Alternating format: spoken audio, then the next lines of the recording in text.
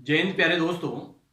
आज अपन 11वीं कक्षा का भूगोल विषय का पाठ्यक्रम के बारे में चर्चा करेंगे और पाठ्यक्रम को लेकर के दो बुकें इसके अंदर चलती है उसके बारे में जानकारी लेंगे, जिनमें पहली जो बुक है आपके भौतिक भूगोल के मूलभूत सिद्धांत है। भौतिक भूगोल के मूल सिद्धांत नामक पुस्तक चलती है, जो फर्स्ट किताब है आपके। दूसरी जो किताब है वो भारत भौतिक पर्यावरण के रूप में है। मतलब इसके अंदर भारत के बारे में जानकारी है और इसके बारे में पूरी दुनिया की जो भूआकृतिक क्रियाएं हैं, पृथ्वी किस प्रकार से बनी है, किन किन तत्वों से मिलकर बनी है, खनिज पदार्थ कौन कौन से हैं, पृथ्वी में जो महासागर है, महाद्वीप है, उसकी संरचना कैसी है, कितने हैं महाद्वीप महासागर, उनको लेकर के चर्चा की गई है और काफी ज्यादा विस्तार से वर्णन करेंगे। आगे आप कंपटीशन लेवल के अंदर भी जाओगे तो उस समय भी क्या है, इन चीजों के बारे में पूछा जाएगा। मतलब है जो भी भौतिक पर्यावरण है उनको लेकर के चर्चा की गई है। जैसे भौतिक भूगोल, मतलब भूगोल की दो शाखाएं बताई गई है, भौतिक भूगोल और मानव भूगोल। भौतिक भूगोल है आपके 11वीं कक्षा के अंदर चलती है और मानव भूगोल है वो है आपके 12th कक्षा के अंदर चलती है। इसके कारण से भौतिक भूगोल जो फिजिकल ज्योग्राफी है, जिसको कहते हैं अपन फिजिकल ज्योग्राफी का जनक के बारे में अगर चर्चा करें तो पोसिडोनियस है इसका जनक। भौतिक भूगोल का जनक कौन है? पोसिडोनियस है। ठीक है। और इसके अंदर क्या है, भारत भौतिक पर्यावरण के अंदर है कि भारत की स्थिति है, अवस्थिति है, विस्तार है, उसकी जलवायु कैसी है, मतलब सब चीज के बारे में उसमें जानकारी मिलती है। इनमें अपन चर्चा करें भौतिक भूगोल के मूलभूत सिद्धांत के अंदर है कि भूगोल एक विषय के रूप में, भूगोल को एक विषय के रूप में मान्यता कैसे मिली, ठीक है, उसके संबंध में कुछ बातें देखने को मिलेगी जो आगे अपन चर्चा करेंगे। इसके बाद में पृथ्वी की उत्पत्ति एवं विकास किस प्रकार से हुआ है, पृथ्वी की उत्पत्ति को लेकर के भी कुछ बातें इसके अंदर दी हुई है कि पृथ्वी की उत्पत्ति कैसे हुई है। ठीक है। इनमें कौन कौन से कारक विद्यमान थे जो इनको वास्तविकता में प्रभावित किया, या वास्तविक उत्पत्ति कैसी हुई, अलग अलग विद्वानों के अनुसार अलग अलग कुछ विचारधाराएं दी गई। ठीक है। इसके अलावा पृथ्वी की आंतरिक संरचना कैसी है, जैसे आपने पढ़ा भी होगा सियाल, सीमा और नीफे, सियाल, सीमा और नीफे, उनको लेकर के भी कुछ चर्चा की गई है कि आंतरिक संरचना किससे बनी है, मतलब डेंसिटी कैसी है, अंदर जाएंगे अपने तो घनत्व बढ़ेगा या घटेगा। ठीक है। इसके बारे में भी चर्चा की गई है। या कौन कौन से तत्व मौजूद है धरातल के अंदर, ठोस है कि या द्रव अवस्था में है।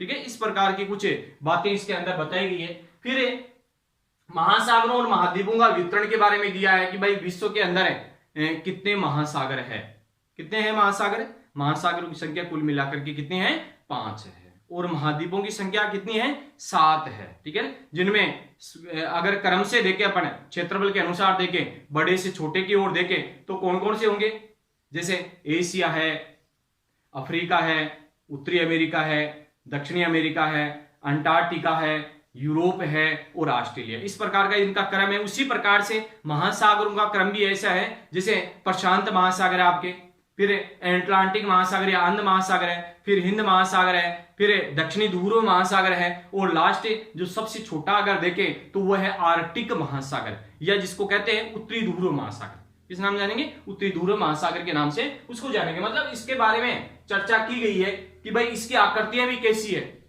जैसे कई की बताते हैं एस आकृति की, त्रिभुजाकार आकृति की, वर्ताकार आकृति की, अलग अलग है, ये अर्धवर्त की आकृति की, ऐसे अलग अलग चीजें इसके अंदर दी हुई है। इसके बाद में खनिज और सेल के बारे में चर्चा की गई, खनिज और सेल के वितरण के बारे में कि भाई खनिज कौन कौन से पाए जाते हैं, चट्टाने जैसे अवसादी है, कायांतित है, आग्नेय है, इस प्रकार की कुछ चट्टाने दी गई है।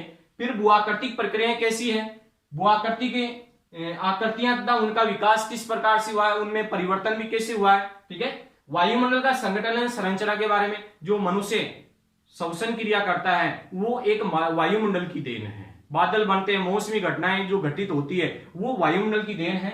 सौर विकिरण और ऊष्मा संतुलन तथा तापमान, सौर विकिरण का कार्य, सूर्य से आने वाली किरणें, उनका ऊष्मा बजट। ठीक है ना, काफी ज्यादा महत्वपूर्ण बातें इसके अंदर दी हुई है। वायुमंडलीय परिसंचरण, मौसम प्रणालियों के बारे में भी चर्चा उसके अंदर दी हुई है। इसके अलावा वायुमंडल के अंदर जल किस प्रकार से विद्यमान है, जैसे आर्द्रता जिसको कहते हैं पढ़े, ठीक है ना, वो वायुमंडल में जल की उपलब्धता के आधार पर देते हैं। विश्व की जलवायु परिवर्तन, विश्व की जलवायु किस प्रकार से है, कौन कौन से महाद्वीपों की जलवायु कैसी कैसी है, ठीक है ना। जैसे मान लो अपने भारत की जलवायु कैसी है, भारत की जलवायु के बारे में अगर बात करें तो वो कैसी है, मानसूनी प्रकार की जलवायु। कैसी जलवायु है, मानसूनी प्रकार की जलवायु। तो अलग अलग विश्व की जलवायु के बारे में संबंध में कुछ बातें बताई गई हैं। इसके अलावा महासागरीय जल के बारे में चर्चा की गई है। महासागरीय जल और संचलन का कार्य, जो गतियां करते हैं महासागरों के अंदर, समुद्रों के अंदर, उनके बारे में चर्चा की गई है। फिर पृथ्वी पर जीवन किस प्रकार से आया, ठीक है, और जैव विविधता में संरक्षण का कार्य। इस प्रकार से कहने का मतलब 16 लेसन है। लेसन कितने हैं आपके, 16 लेसन है, 16 पार्ट है आपके इसके अंदर। अब इनको क्या है, अलग अलग इकाइयों के अंदर बांट दिया, अलग अलग क्या है, इकाइयों के अंदर बांटा है। जैसे मान लो इनमें पहला है वो पहली इकाई के अंदर है, इकाई नंबर 1। कितनी इकाई है, 1 नंबर की इकाई है, वो पहला लेसन है, इसमें बांटा गया है। इसके अलावा ये जो आपके 3 लेसन दिए हुए हैं वो सेकंड इकाई के अंदर दिए हुए हैं। किसके अंदर दिए हुए, सेकंड इकाई के अंदर दिए हुए हैं। इसके बाद में आगे देखें तो ये है फिर 5 है, 6 है और 7 है, ठीक है। ये अपने तीसरी इकाई के अंदर दिया हुआ है। कितनी इकाई के अंदर, तीसरी इकाई के अंदर दिया हुआ है। फिर है 8 से लेकर के अपने 12 तक, ये चौथी इकाई के अंदर दिया हुआ है। कौन सी इकाई है, चौथे नंबर की इकाई है ये। चौथे नंबर की इकाई के बाद में अपन बात करें तो ये अपने 13 और 14 जो लेसन है वो है आपके 5वीं इकाई में। कौन सी इकाई में है ये, 5वीं इकाई में। और एक पृथ्वी पर जीवन और जैव विविधता संरक्षण का जो कार्य है ये 6ठी इकाई के अंदर है। तो ऐसे कुल मिलाकर के इनकी जो इकाइयां हुई वो 6 इकाइयों में बांटा गया है। कितने इकाइयों के अंदर बांटा गया है, इसमें 6 इकाइयों के अंदर बांटा गया है। जो अपने फर्स्ट जो बुक है उसको 6 इकाइयों के अंदर बांटा है।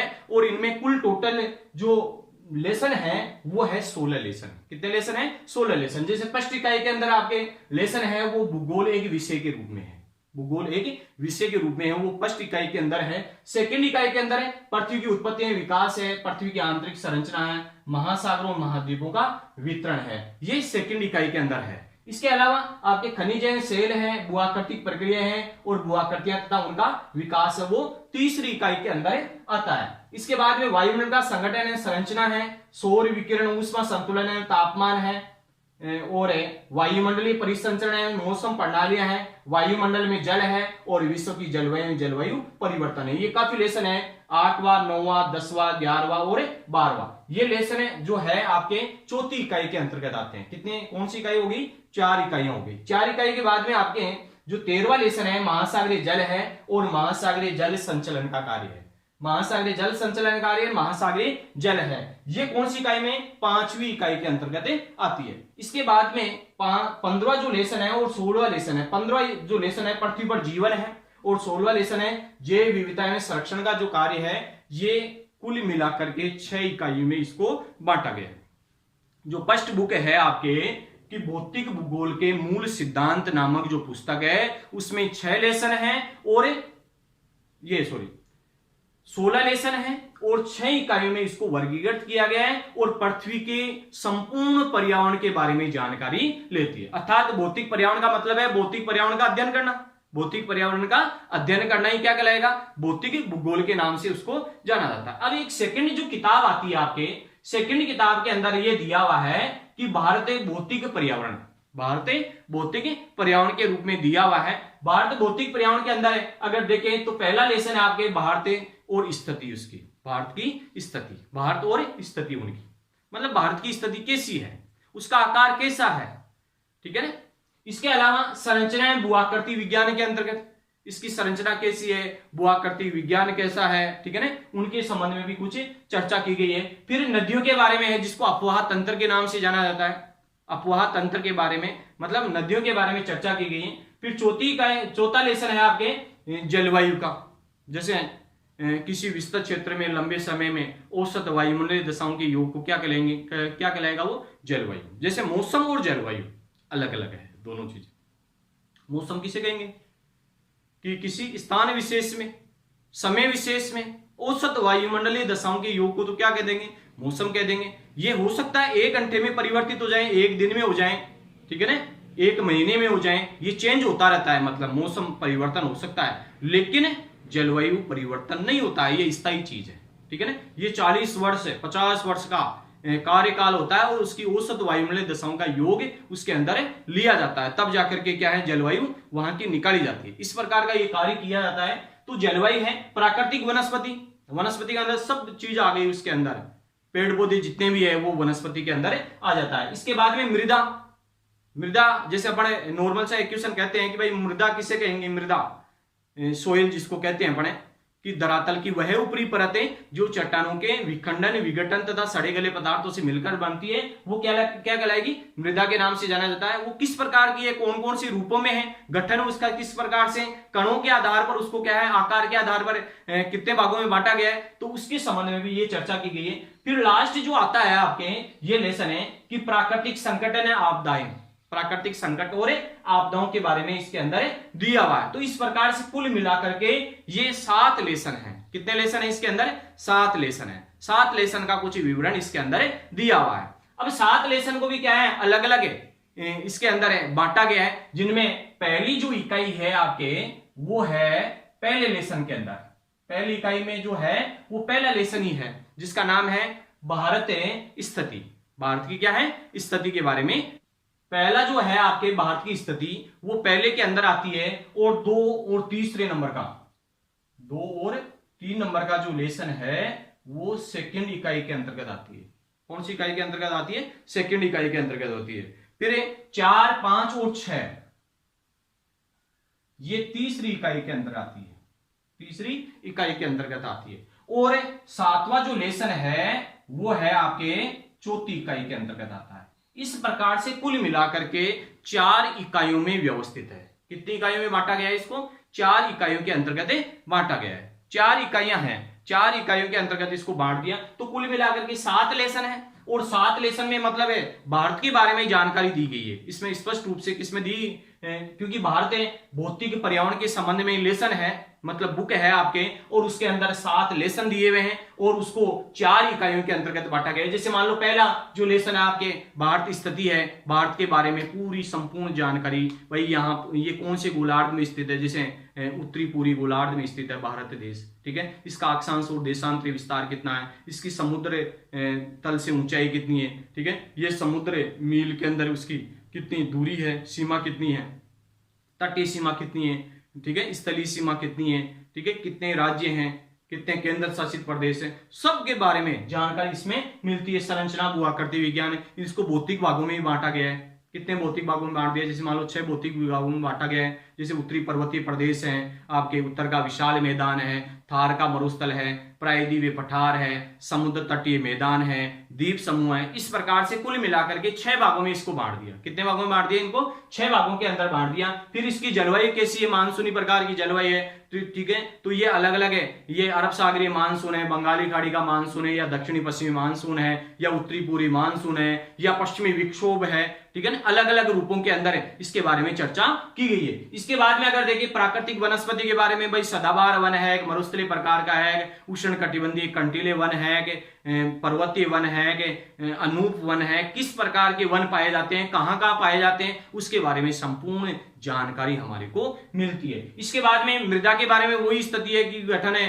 कण है, उनका आकार रूप है, उनके आधार पर उनको अलग अलग रूपों में भी इसको बांटा गया है। इसके बाद में देखें प्राकृतिक संकट और आपदाओं के बारे में भी इसके बारे में चर्चा की गई। तो कुल मिलाकर के इसके संबंध में कुछ बातें बताई गई है कि भाई प्राकृतिक संकट है और आपदाएं किस प्रकार से आती है। जैसे मान लो काफी ज्यादा समस्याएं जो देखने को मिली, ठीक है, वो कौन कौन सी होती है, किस किस के माध्यम से जो आती है, उनके संबंध में भी जानकारी हमारे को मिलती है। ठीक है, इस प्रकार का ये प्रक्रिया है, इस प्रकार की चर्चा है। तो कुल मिलाकर के 4 इकाइयों के अंदर बांटा गया है, उसको 7 लेसन में विभक्त किया गया है और आपके भारत भौतिक पर्यावरण के बारे में चर्चा की गई है। एक बुक चलती है, और दूसरी जो है आपके भौतिक भूगोल के मूलभूत सिद्धांत नामक जो बुक है, उसके माध्यम से क्या है, ये आपके 16 जो लेसन है उसके बारे में चर्चा की गई है। ठीक है, कहने का मतलब अपने दोनों जो बुक है ये अच्छे तरीके से अपने स्टडी करेंगे।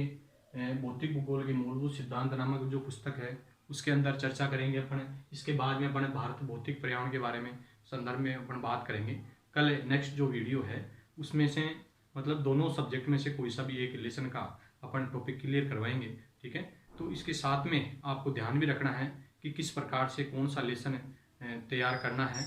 इसके अलावा अपने जो आगे जो कंपटीशन के अंदर जाएंगे उसके अंदर भी ये काफ़ी महत्वपूर्ण रहेंगे आपके कड़ी। तो जय हिंद, जय प्यारे।